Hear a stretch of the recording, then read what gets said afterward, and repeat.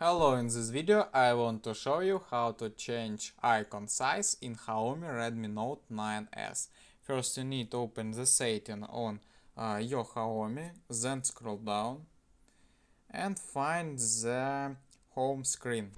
Here, select it, then scroll down again and find the icon size. Click on it, and here we have the slider, and we can change the icon size using the slider. We can take the desired size, low to high, small to big, and set standard if you need. And that's all for today. We changed the icon size in XIAOMI Redmi Note 9s. Goodbye.